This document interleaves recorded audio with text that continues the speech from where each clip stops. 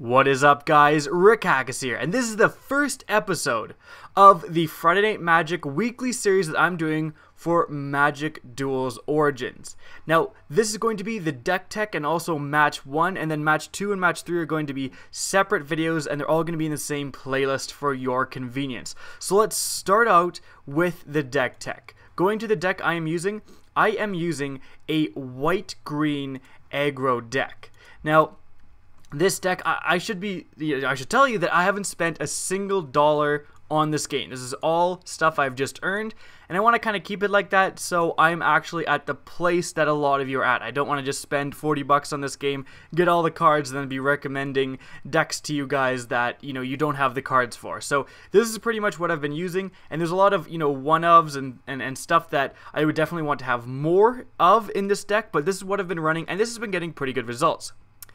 I have one Anointer of Champions, tap for target creature gets +1/+1. That is for getting through some of the renowned creatures we have, like this Council's Lieutenant.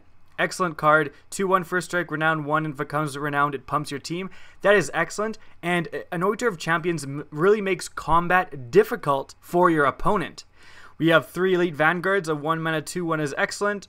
3 Sunblade Elves, usually a 1-mana 2/2 because you can usually get a Plains down, and the pumping your team is excellent. I have 1 just because of this ability. Again, Council's Lieutenant is excellent. Tropin Freeblade, I only have 1 of these, but I would like to run 4. A 2/2 with Vigilance for 2 is already pretty good, and Renowned 1 is absolutely excellent. We have 3 of these Skirmishers. 2/2 for 2, that's basically why they're in here, and the ability to give something +1/+1 can be pretty useful if you draw these late in the game. The Undercity Troll is again a 2/2 with Renown 1 with Regenerate, that's basically why it's in here, is the 2/2 Renown 1. Then we have our enchantment package. We have 1 Grasp of the Hieromancer, which lets give something +1/+1 and lets you tap it while you attack. And then we have 4 Nimbus Wings, which gives a creature +1/+2 in flying. These are both just going to let the renowned creatures get through for damage. If you put one of these on the renowned creature, it's usually very difficult to block. We have 3 Reprisals, destroy target creature with power 4 or greater. This is just to kill the big bomby stuff that presents a problem. Like, usually you can deal with anything below 3 power, we can either race or totally deal with it. So it's when they play the massive big demon stuff and big bombs that we need to deal with it, and so that's why the Reprisals are in here. And I'm just gonna skip over to, there's also this Citadel Castellan, excellent card, 3-mana 2/3, Vigilance with Renown 2. So if this goes through for damage, it's an absolute tank and it's super hard to deal with. Now, Wild Size are also in here. Target creature gets +2/+2 and gains Trample. And these are in here basically solely for the Trample.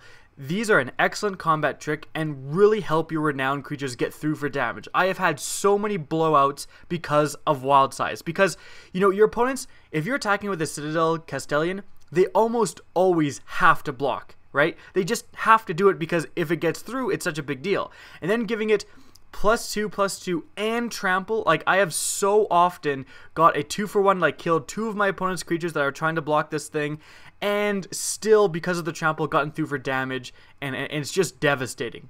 Now, because we all have all these pump effects, we also are running 3 of the Skirmishers. They are a flying double strike 1/1. And if you put something like, giving Wild Size to the Skirmisher is going to make it 3/3, so it's going to deal 6 damage.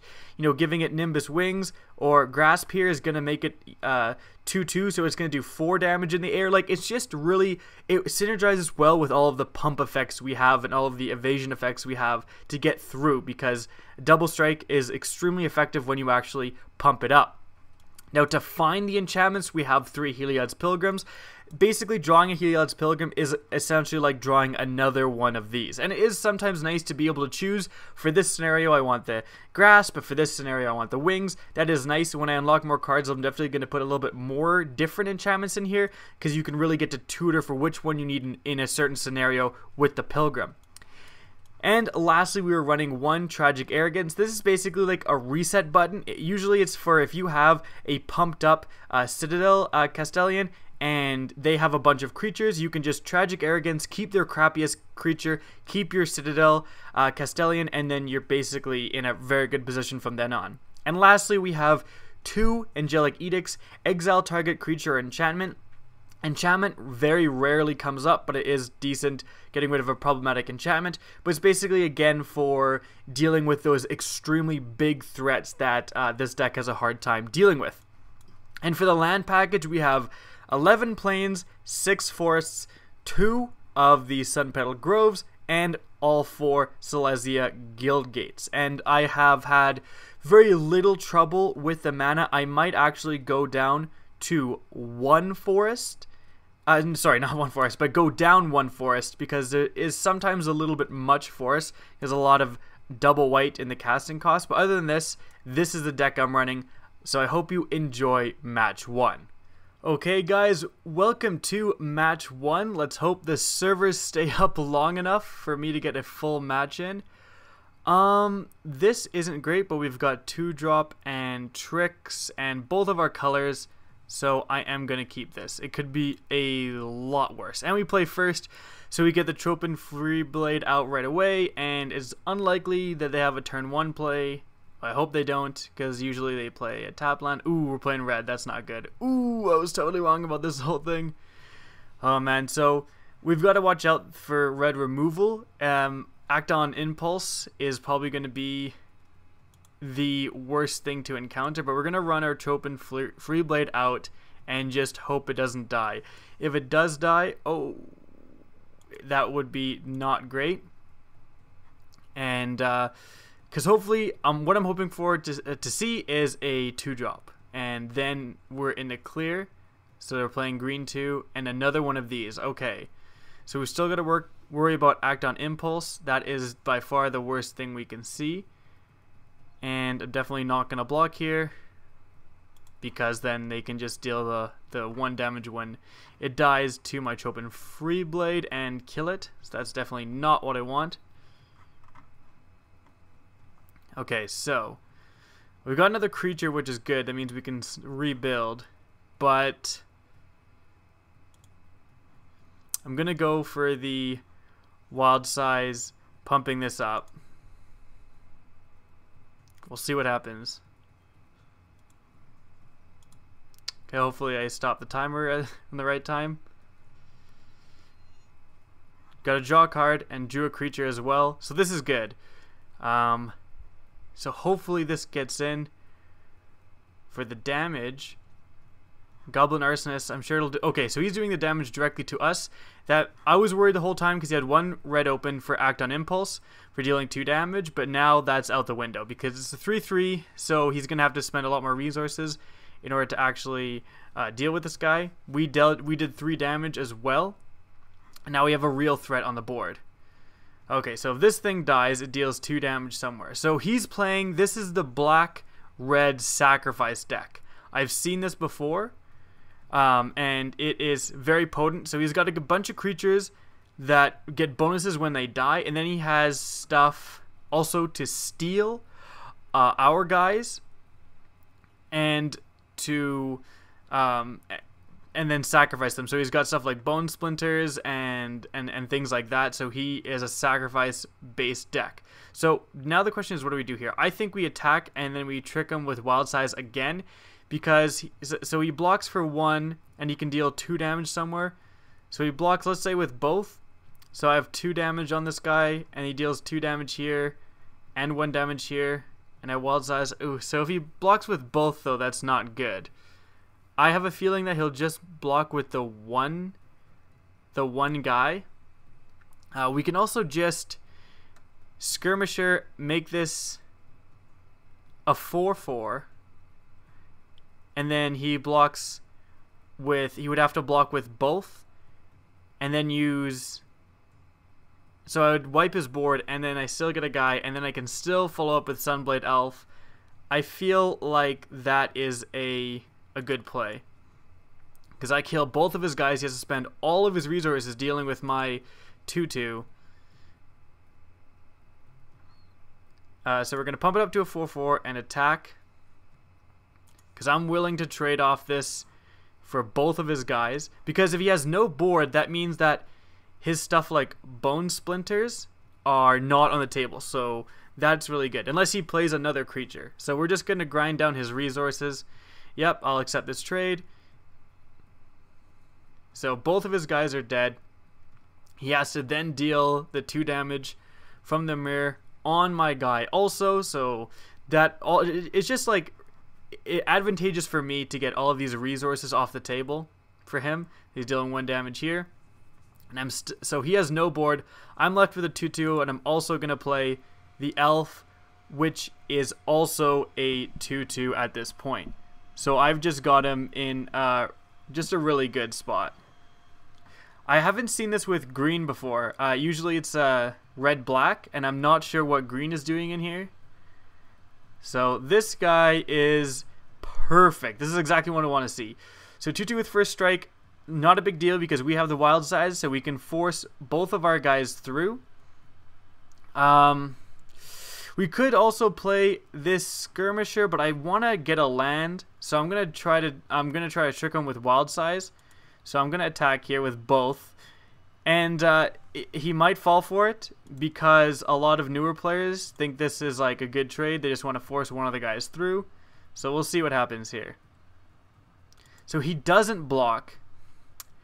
So I don't think. So I think we live with that, and we let it happen, and then we play the skirmisher and just develop our board a little bit more.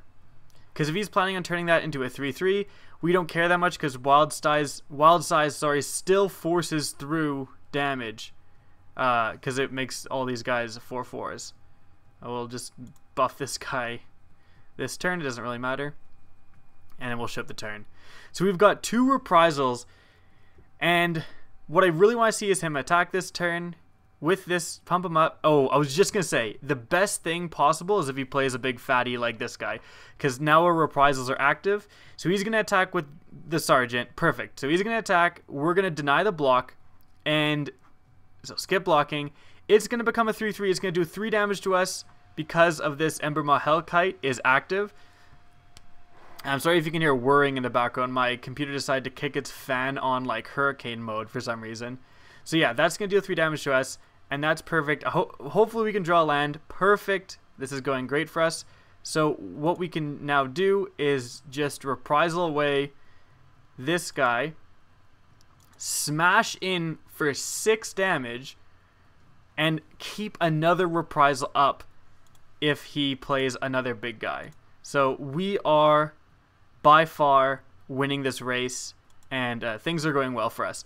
Worst case scenario, we also have the tragic arrogance. So if he somehow just, you know, that's basically a reset button. If he floods the board somehow or plays a bunch of guys, we have this to kind of just reset and redo everything, and we get to keep our best guy. But we don't have a best guy, so it's not that great right now. We have a bunch of 2/2s. I would like to draw a land simply because then it lets us reprisal and wild size in the same turn, and it also lets me activate this guy's ability. Okay, so this is not terrible either. Wild size is still a great combat trick. So if he attacks with both, that's probably better for us because we get to wild. If he blocks with the 1/3, we get to wild size. So I guess he's deciding whether to keep the 3/3 back on defense. If he does, which he does, we'll wild size to kill the 3/3. Hopefully, if he has a removal spell that really hurts us, it's a lot of wasted resources. So this is interesting too. Heliod's Pilgrim. We're still going to go for the wild size, so let's see what happens now. Okay, so attack with all 3, and then we'll confirm attack, and whatever one he blocks with the 3/3 first striker, we're going to wild size that one. Okay, so he's blocking 2. We'll stop the timer, wild size this guy, and we'll go for the kill. Maybe we'll get it, maybe we won't. And we got the land, which is excellent.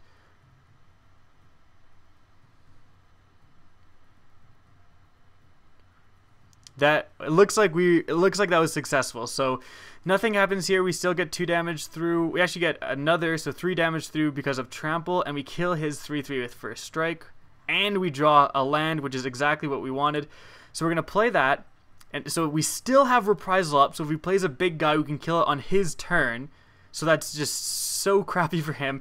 And now we have 5 mana, so we can Tragic Arrogance if we want to. We probably won't want to. What I'm thinking is we can Heliod's Pilgrim, search up the 2 mana enchantments, and do that all in the same turn. So we can search up flying and give a guy flying, again, all in the same turn. So this is really devastating. Oh, replaced by AI. So we've basically won here.